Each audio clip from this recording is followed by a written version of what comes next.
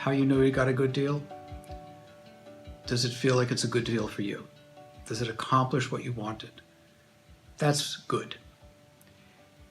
Are you going to compare what you did afterward to everybody else in the world to see if it's better or worse than them? That's frankly a foolish game.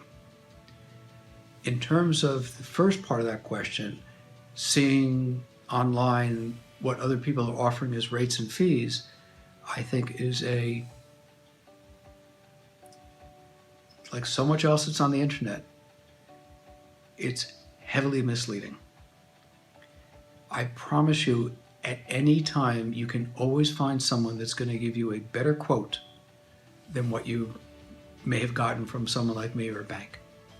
I guarantee they will almost always put it in writing and give you a good faith estimate and say, here are your fees and here is the rate. These numbers don't mean anything. It's a quote. It's an estimate. Until you have a program and a loan is registered with a bank and it's locked, it doesn't mean anything. So the first part of that is anybody can be online advertising rates or calling you on the phone and telling you about the latest deal. Some of those might be true, but the operative and important word of that sentence is some.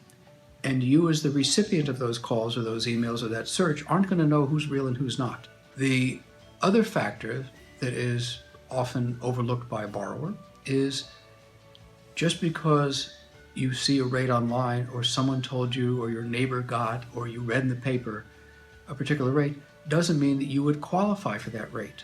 I mean, most people are aware that your credit score impacts the rate. The higher the score, the lower the rate.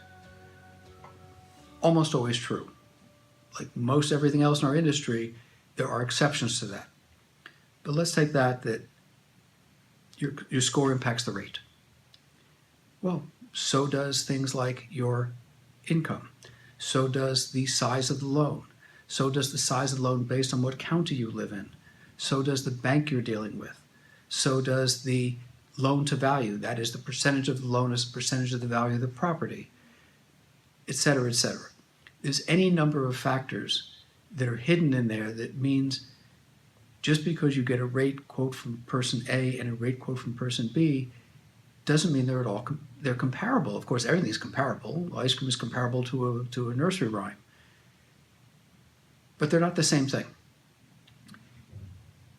Then you've got a further situation that just because they quote a rate, you don't necessarily understand all the other fees that they're going to be associated with that.